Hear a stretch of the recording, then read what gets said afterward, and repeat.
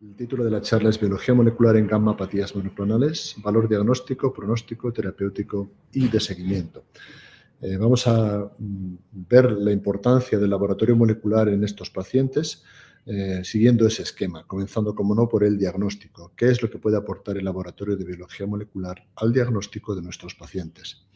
Solemos decir que el diagnóstico de los pacientes con mieloma múltiple es sencillo y suele ser cierto. Generalmente, cuando vemos un pico monoclonal de esta categoría, pues es muy fácil que luego podamos empezar a desarrollar todas las pruebas que pedimos para estos pacientes para acabar con un diagnóstico final. Sin embargo, hay un pequeño porcentaje de pacientes en los que esto no es tan fácil, ya no solo porque no aparezca el componente monoclonal en el suero, sino porque también puede no aparecer tampoco en la orina. Estamos hablando del mieloma múltiple no secretor, donde no podemos ver en las proteínas ese signo de monoclonalidad que necesitamos para hacer el diagnóstico de los pacientes con mieloma múltiple. Esto lo podemos resolver utilizando técnicas de biología molecular, como por ejemplo el análisis del reordenamiento de los genes de las inmunoglobulinas mediante GeneScan. Vamos a ver aquí, lo que vamos a hacer es amplificar los genes, en este caso el gen de la cadena pesada de las inmunoglobulinas, y vamos a ver cómo sus amplicones, sus amplificados, se distribuyen en un gel de electroforesis, en una electroforesis capilar, viéndolo pues, desde hasta tres puntos de vista diferentes, desde tres sitios distintos, que lo comentaré un poquito más despacio más adelante. Y esto es como tendríamos el esquema en un caso de una proliferación policlonal, cuando no, digamos, lo normal, lo mismo que vemos en el proteinograma, esa campana de Gauss de las proteínas, lo estamos viendo en el ADN. Cuando tenemos una proliferación monoclonal, esta campana de Gauss desaparece y aparece un único pico en cada una de las situaciones en las que estamos viendo estos amplicones de los reordenamientos de los genes de la cadena pesada de las inmunoglobulinas. Esto nos permite llegar a un diagnóstico de monoclonalidad que, repito, a veces es imprescindible para hacer el diagnóstico en estos pacientes, por ejemplo, en mieloma múltiple no secretor y en la amiloidosis. En infiltrados concretos de algunos sitios lo podemos ver también de esta manera. Otra fórmula para ver la monoclonalidad es buscar anomalías cromosómicas, bien numéricas o estructurales, en las células plasmáticas de nuestros pacientes en la médula ósea. Para ello, lo que vamos a hacer pues, es una técnica pues, o bien de cariotipo, aunque da muy pocos resultados. Es mejor hacer una técnica de hibridación genómica comparada o de SNP arrays, que nos va a permitir ver que prácticamente todos los pacientes con mieloma múltiple tienen alguna anomalía numérica o estructural. A día de hoy se piensa que no existe ningún paciente con mieloma múltiple que no tenga ninguna de estas anomalías. Quizás sí que podemos, además, dar un paso más adelante intentando decir si estas anomalías pueden ser específicas de alguna de estas tres entidades, el mieloma múltiple quiescente o el mieloma múltiple o la gamapatía monoclonal de significado incierto. Esto era una cosa que pensábamos que podía suceder en el pasado, pero al final lo que hemos visto es que eso no es cierto, puesto que prácticamente, como vemos, tanto las pérdidas como las ganancias de cada uno de los cromosomas tienen colores tanto amarillos como azul claro como azul oscuro, es decir, aparecen en todas las tres entidades que acabo de comentar. Y lo único que sí podemos decir, para hacer alguna diferencia entre ellas, es que el porcentaje de células tumorales afectadas, aquí estamos viendo células CD138 separadas, y ver cuántas células tienen alguna de estas anomalías, la 1114, la 414, etcétera. Vemos que el porcentaje en MGUS está en torno al 40%, en mieloma múltiple quiescente en torno al 50-60% y en el mieloma múltiple sintomático en torno al 80-90% de los pacientes. Es decir, que aquí sí que podemos dar alguna pequeña pista de si el paciente va a tener una de las tres entidades que generalmente distinguimos desde el punto de vista clínico. Para poder hacer esto necesitamos una buena muestra, una muestra que el clínico nos envíe al laboratorio en buenas condiciones y le podamos hacer todo lo que tenemos previsto aquí. Esto es lo que se está haciendo en Estados Unidos. Esta es una diapositiva que me prestó un colega de la Universidad de Los Ángeles, California, y seguramente sea también el esquema que se suele hacer en la mayor parte de los países de Iberoamérica. Bien, en este paciente lo que se hace es un aspirado o una biopsia ósea y luego en ello se van haciendo las distintas técnicas que tenemos, cariotipo, técnicas moleculares, citometría, etc. Lo cierto es que en España, a día de hoy, muchas de estas cosas las hemos dejado de hacer, puesto que su rendimiento diagnóstico y pronóstico es muy bajo. Por ejemplo, el cariotipo. En España ya prácticamente nunca hacemos el cariotipo convencional porque tan solo un 20% de los pacientes con mieloma múltiple tienen anomalías cromosómicas detectables en la rutina. Tampoco hacemos la biopsia ósea en los pacientes. Pensamos que es una técnica cruenta, que molesta mucho al paciente y que aporta muy poco al diagnóstico cuando este es convencional. Puede ser que sea necesario en algunos casos específicos, por ejemplo, para distinguir entre un mieloma quiescente y un mieloma asintomático, pero en general no llega a ser necesario tener que hacer la biopsia ósea. Y luego tampoco en España hacemos el famoso coágulo y después las secciones del coágulo. Eso es una cosa que tampoco hacemos prácticamente nunca. Y hay que decir que en todo este proceso lo que venimos haciendo es separar las células plasmáticas mediante separación inmunomagnética, las que son CD138 positivas, y rechazamos hacer estudios en médula ósea completa. Tal vez el estudio de clonalidad pueda ser útil ahí, pero en general el resto de los estudios no suelen ser útiles. Y una vez que tenemos estas células, lo que sí hacemos es hibridación in situ fluorescente, test moleculares, diagnóstico mediante citometría de flujo y, por supuesto, el estudio citomorfológico convencional, que aquí pone Grant Gemsa, que es el que hace mi colega de Los Ángeles. En España lo que solemos hacer es Make Grumman Gemsa, que es la que mejor imágenes nos da. Bien, visto este apartado del diagnóstico, podemos seguir haciendo cosas con la muestra de nuestro paciente, sobre todo desde el punto de vista molecular, y añadir datos con valor pronóstico. Por ejemplo, podemos determinar, bien por citometría de flujo, por citogenética convencional, o ahora también con técnicas de moleculares, como por ejemplo el optical mapping o los paneles completos, podemos ver la existencia o no de hiperdiploidía, puesto que todos sabemos que las hiperdiploidías van mucho mejor que los pacientes diploides o hipodiploides. Esto es una cosa que se ha repetido sistemáticamente en la literatura, independientemente de la metodología que utilicemos. Quizá la más útil es la citogenética convencional, pero vuelvo a repetir que su rendimiento es muy escaso. El otro apartado que también podemos ver son las translocaciones que suelen ser casi siempre en el cromosoma 14, concretamente en la región Q32 y concretamente en el gen de la cadena pesada de las inmunoglobulinas que se localiza en este punto. Y estas translocaciones aparecen en el 60-70% de los pacientes con mieloma múltiple, apareciendo 20% en la translocación 11-14, 15% translocación 4-14 y después con menor frecuencia otros emparejamientos, aunque repito, pueden llegar en total, con todas las posibles parejas, a cerca del 60%, incluso más.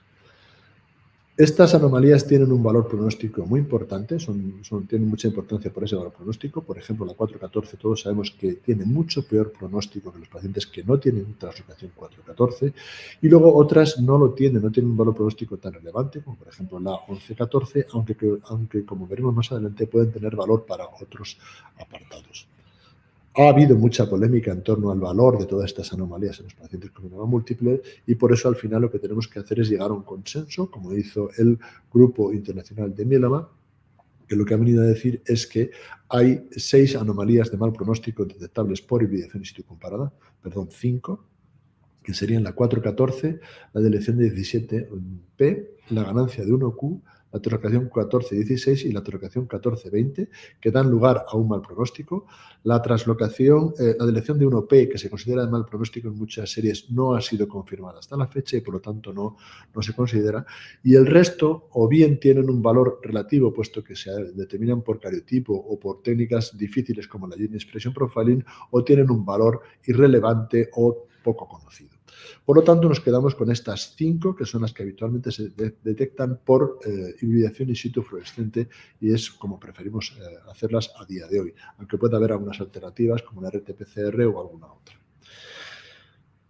¿Qué pasa con las mutaciones somáticas en los pacientes con mieloma múltiple? Todos sabemos que los tumores humanos se caracterizan por la presencia de mutaciones en gran cantidad, desde enormes cantidades, como por ejemplo el melanoma o el carcinoma de pulmón, que tienen 60, 70, 100.000 mutaciones en cada tumor, o algunos otros que las tienen menos frecuentes, como por ejemplo los astrocitomas o las mieloblásticas, que tienen menos, estamos hablando de 300, 400, 500 mutaciones por cada caso.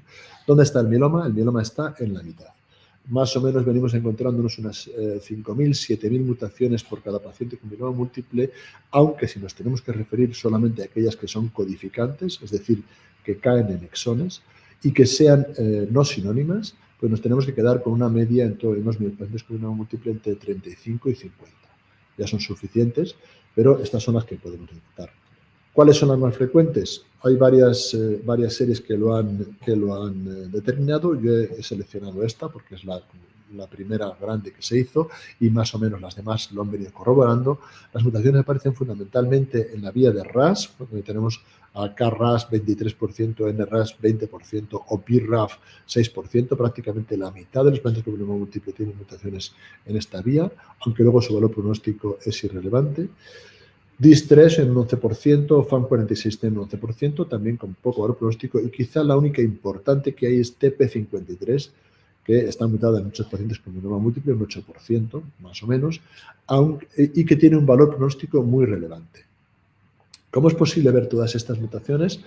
Pues es posible verlas con paneles. Algunas de ellas las han visto con exoma, pero hay que tener muy buena muestra para hacerlo por exoma. Generalmente preferimos utilizar paneles, como este, por ejemplo, del grupo Euroclonality, donde los pacientes con mieloma múltiple nos permiten ver no solamente sus mutaciones, como veremos ahora, sino también las translocaciones. Aquí vemos que de 13 translocaciones que tenían estos pacientes, en 12 pudimos encontrar perfectamente cuál era la región 14, la región emparejada y el breakpoint de cada una de estas mutaciones. Por ejemplo, en este caso, una era con ciclina de 1 y otras 5 eran con ciclina de 1 y 4 eran con CEMAF. El resto eran con otros emparejamientos. Y para los genes, pues también podemos utilizar estos paneles que nos van a distinguir pues, una batería de genes. Aquí tenemos el ejemplo que he puesto en estos casos. Este es un panel múltiple para muchas enfermedades linfoproliferativas, no solamente el mieloma, y quizá aquí lo que más hay que destacar, sobre todo pensando en el mieloma, es su valor en P53, donde se detecta con bastante frecuencia.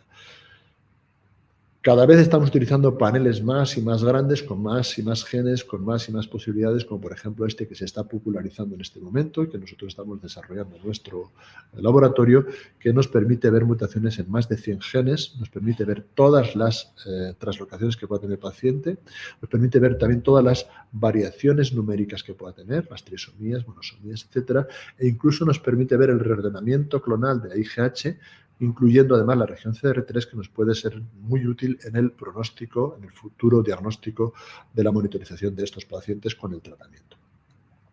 Decía que de estas mutaciones la más importante es la de P53, puesto que es la única que hoy por hoy ha demostrado que tiene un valor pronóstico peyorativo en los pacientes con mieloma múltiple, y siempre y cuando sea bialélica. Esto es lo que ahora mismo está más en boga, es lo que se denomina mieloma doble hit, en el cual solamente los pacientes que tienen una mutación y una delección o una doble mutación de P53, es decir, lesionan P53 en los dos alelos, son los que tienen un pronóstico desfavorable. Los que la tienen uno solo no lo tienen tan mal. Esto es una cosa que veníamos viendo también con la hibridación in situ fluorescente, que no todos los pacientes que tenían una delección del cromosoma 17 tenían tan mal pronóstico. Había algunos que no lo tenían tan malo. No obstante, tengo que reconocer que hay todavía mucha polémica en este apartado, puesto que sigue habiendo grupos que dicen que los pacientes que tienen una única alteración de P53 también van mal, que serían estos de color azul. La crítica que se ha hecho a estos estudios es que seguramente aquí no tengan una metodología lo suficientemente sensible como para detectar todas las mutaciones reales, todas las alteraciones reales de P53, y que si la tuvieran seguro que acabarían diferenciando perfectamente entre lo que sería una delección bialélica, una alteración bialélica y una alteración monoalélica o ninguna mutación, ninguna alteración. Estos son lo que hemos visto en el grupo español, en la serie de pacientes con mieloma múltiple. También los pacientes que tienen P53 tienen un pronóstico bastante desfavorable. Más cosas con relación a las mutaciones. En general tengo que decir que no, sí que hay algunos grupos que han dicho que FAM46 es de peor pronóstico, que DIS3 es de peor pronóstico, pero no hay todavía estudios que lo corroboren, e incluso el porcentaje de mutaciones somáticas en IGH, lo mismo que vemos en la leucemia linfoide crónica, pues también puede tener un pronóstico adverso en los pacientes con mieloma múltiple cuando están poco mutadas. Los mielomas múltiples por debajo del 7% de mutación somática van peor que los que tienen más de un 7% de mutación somática. Esto visto en pacientes con mieloma múltiple. Es decir, el cutoff es muy superior al que nos encontramos en la leucemia linfoide crónica. Algo que también está todavía por corroborar. Lo que de verdad tenemos que fijarnos, con lo que de verdad tenemos que quedarnos al final del todo, es con este trabajo, que es el denominado índice, el pronóstico internacional revisado, International Score System R2, que es un estudio hecho por el International Myeloma Working Group junto con el esfuerzo Harmony de la Comunidad Europea, en el cual lo que se ha visto es que al revisar un número muy grande de pacientes, incluyendo pues todas estas anomalías, pues lo que de verdad vale es el índice pronóstico basal que había antiguo. Los pacientes que tenían un valor 2 o un valor 3 tenían peor pronóstico. Los que tienen una LDH elevada, y luego los tres que tenemos aquí, que serían la deleción 17P, la translocación 414 y la ganancia de 1Q. Estos pacientes son los que nos van a marcar un pronóstico desfavorable.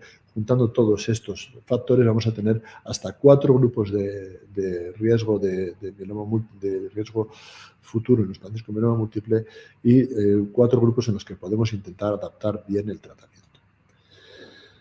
Y a eso vamos entonces en este momento. ¿Nos vale para algo la biología molecular para hacer una selección terapéutica?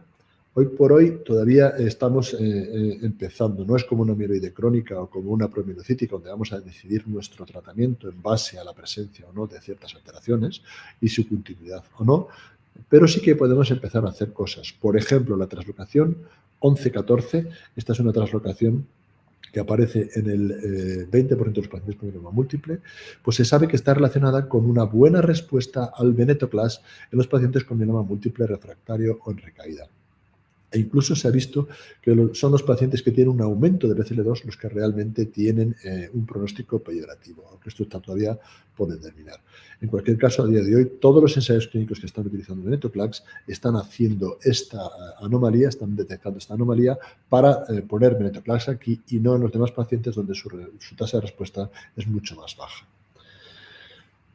¿Alguna cosa más? Pues hoy por hoy no tenemos nada, pero sí que hay algunos grupos que sí que están haciendo intentos de definir el tratamiento de acuerdo con el patrón molecular que tiene el paciente, como este ensayo del grupo de la Clínica Mayo, el My Drug Master Protocol, en el cual los pacientes con mieloma múltiple refractario, es decir, en segunda línea, entran en un ensayo clínico por el cual se les hace la secuenciación de ADN y si no tienen alteraciones diana, alteraciones accionables o targetable, serían pacientes que irían al tratamiento con ixazomib, pomalidomida, dexametasona y daratumumab.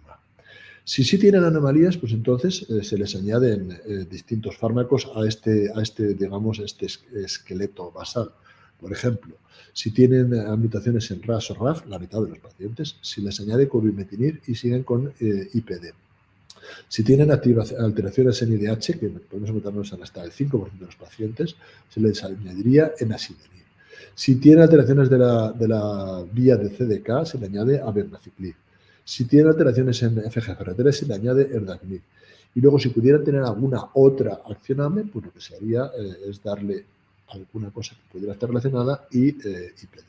Y, por supuesto, si tienen translocación 11-14, se le está añadiendo venetoclax. Hoy por hoy solamente puedo decir que van a incluir más de 200 pacientes en estos grupos, en grupos de 38 en 38, en un total de 6 grupos, y lo que vamos a ver es, queda de sí para el futuro. De momento, el grupo de la Clínica Mayo dice que los resultados no están siendo malos y eso hoy por hoy con lo único que nos tenemos que quedar.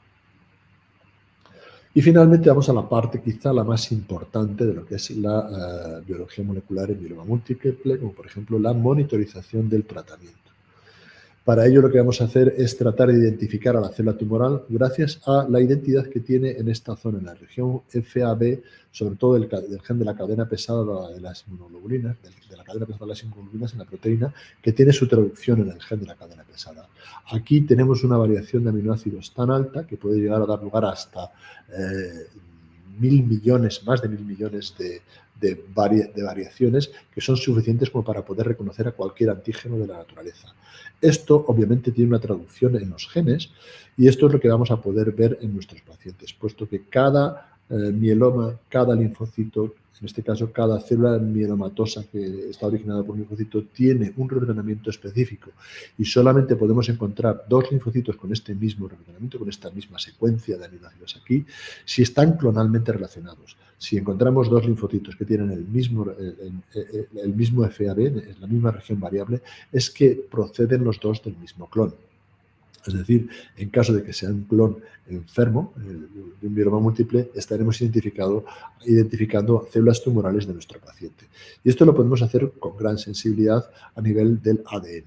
Para ello lo voy a explicar cómo se generan estos fragmentos y lo haré con el gen de la cadena pesada de las inmunoglobulinas, que es el más conocido y el que más utilizamos.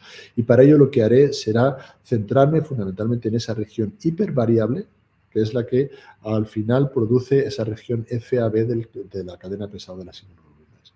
Esta zona se construye no directamente por el gen, sino que se construye por varios segmentos génicos que tienen que empalmarse.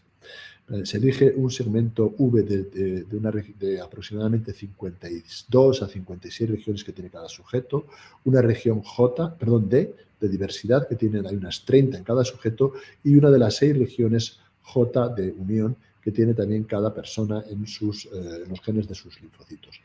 Pues bien, para ello, un linfocito en la médula ósea lo que va a hacer para ser destinado a ser linfocito B, lo que va a hacer es primero elegir una región D, a continuación elige una región J y activa la recombinasa que va a reconocer estas zonas que son muy específicas de este reordenamiento de los linfocitos, porque tienen que ser muy específicas y muy bien conservadas y asegurarse que estamos ahí, porque a continuación vamos a hacer algo muy peligroso en el ADN, que es romper el ADN y volverlo a juntar.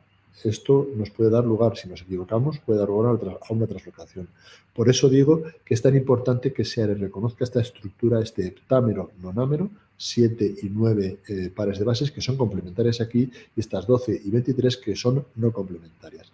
Este bucle lo reconoce muy bien un enzima específico que se llama recombinasa, que cuando lo reconoce y dice aquí ya está preparado el sitio para hacer el corte y empalme, hace eso precisamente, corta el ADN y lo empalma, dando lugar en condiciones normales a un círculo de escisión que se acabará perdiendo y en el otro lado a un reordenamiento incompleto de J. Una vez que tenemos este reordenamiento, tendremos que ir a hacer el reordenamiento completo, es decir, añadir la región V y se hace con los mismos mecanismos. Se vuelve a hacer ese bucle, se vuelve a hacer una activación de la recombinasa, cortamos y empalmamos. Y al final acabamos teniendo esta región VDJ que tiene una de 56 regiones V, una de 30 regiones D y una de 6 regiones J. Esto da una posibilidad de variación de hasta 10.000 posibilidades.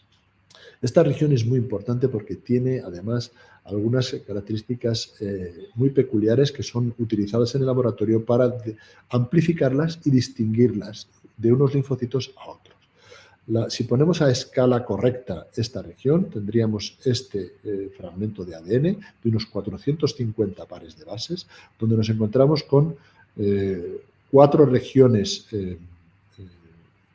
conservadas u homólogas, que son estas regiones que estoy marcando aquí, las regiones FR1, 2, 3 y esta que es la FR4, que son muy similares de unos linfocitos a otros. Como podemos ver aquí, si vemos su traducción en aminoácidos, vemos que esta región FR1, pues de un linfocito a otro son muy parecidas, salvo algunas diferencias que hay por familias, y podemos englobarlas en familias. Y lo mismo podemos decir para la JH. Hay hasta 6 Jotas, con lo cual tenemos estas posibilidades. En esta zona están conservadas y las diferencias las encontramos en las regiones CDR1, CDR2 y sobre todo en la región CDR3, donde cuando se produce el reordenamiento, la enzima TDT introduce y saca nucleótidos al azar, dando lugar a diferentes secuencias y a diferentes tamaños. Con lo cual, esto sí que ya nos identifica un linfocito de uno en uno que es totalmente diferente al linfocito de al lado si no está clonalmente relacionado. Esto es lo que nos da lugar a que a esas 10.000 posibilidades le añadamos una multiplicación por 100 por otras 10.000 y lleguemos hasta 1.000 millones de posibilidades para cada una de estas cadenas que tenemos aquí.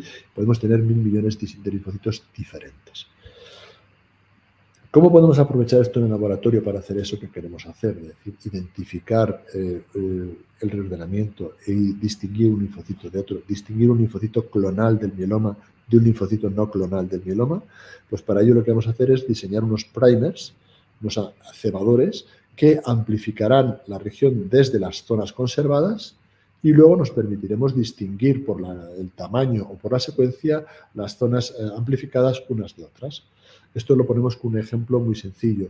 En un reordenamiento, cuando amplificamos esto para un linfocito, tendremos este tamaño para esta región FR3.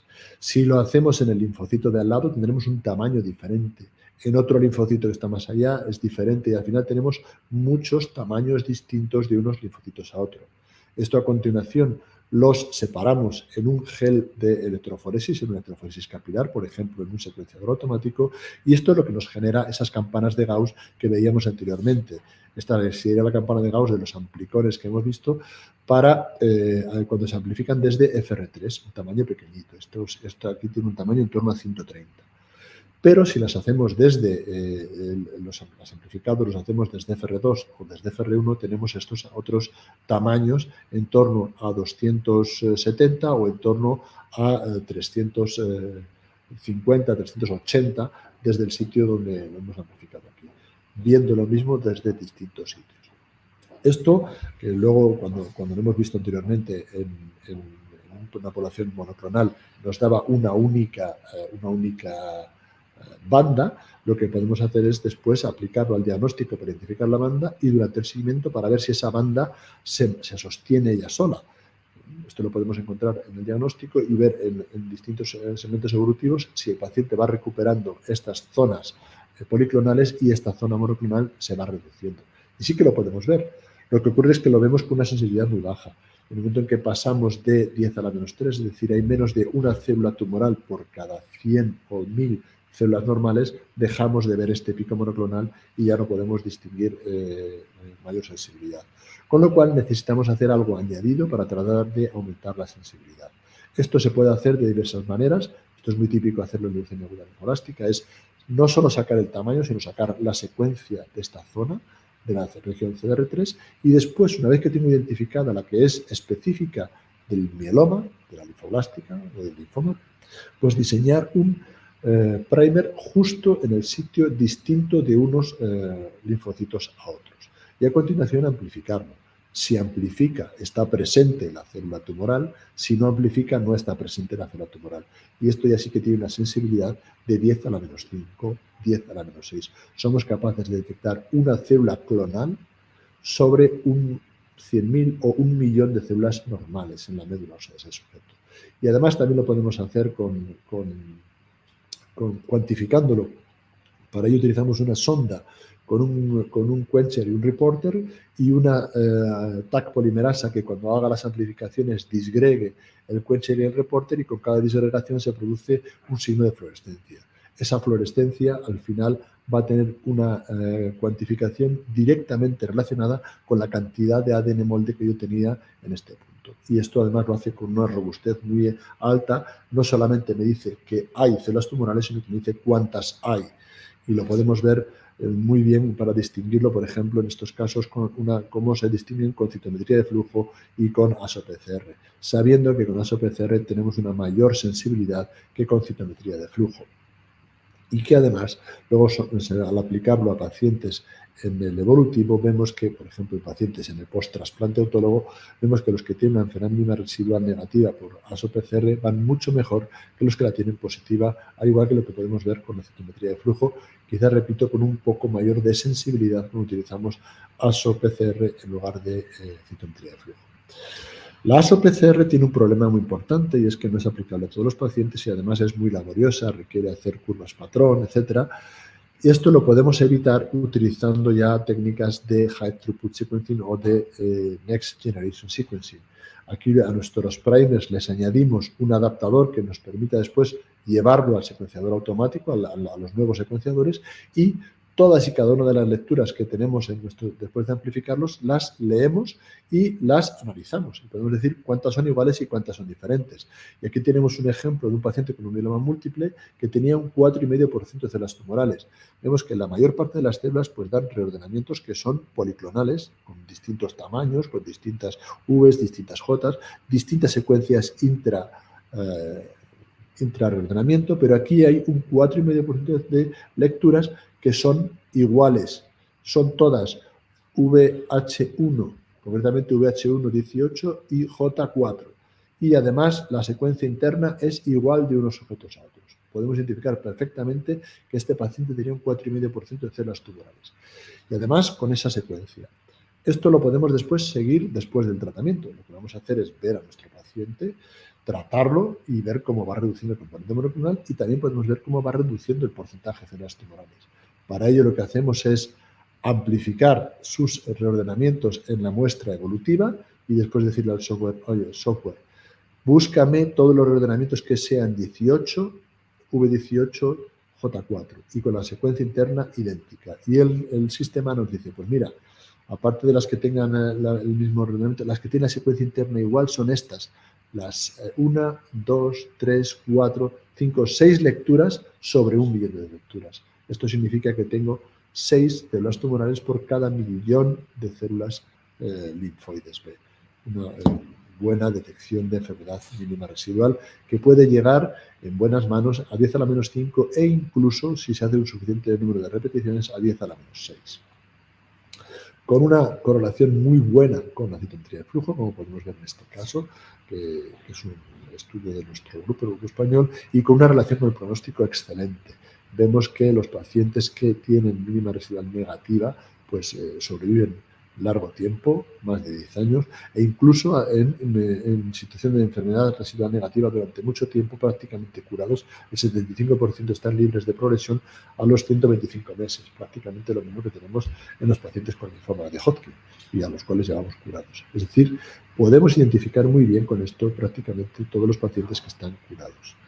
Esto ha sido reproducido en varios estudios, por ejemplo, este estudio del grupo francés, que se publicó hace ya un tiempo, y también lo hemos visto en distintos ensayos clínicos, como por ejemplo en el MAIA y en el Alcione, donde los pacientes que alcanzan una mínima residual negativa sostenida, la tienen tiene un pronóstico excelente, y si la tienen por debajo de 10 a la menos 6, el pronóstico es todavía más llamativo desde el punto de vista del buen pronóstico para estos pacientes. Esta es una metodología que estaba restringida hasta hace poco a laboratorios norteamericanos, concretamente al laboratorio de Adaptive. Todo el mundo ya mandaba su muestra, su tubo de ADN, su tubo de médula completa a Adaptive, y ellos hacían el estudio y aproximadamente en unos 7-14 días te devolvían el resultado y te decían cuál era la probabilidad de recaída del paciente. Pero ahora también lo tenemos disponible para otros laboratorios, por ejemplo, utilizando otros sistemas parecidos a los de Adaptive, pero con una sensibilidad también de 10 a la menos 5 y con excelente pronóstico para los pacientes que alcanzan enfermedad mínima residual por Next Generation Sequencing o por Next Generation Flow, donde hoy por hoy tenemos una buena alternativa para los dos casos. Y esto es todo lo que tenía que comentar yo en esta charla.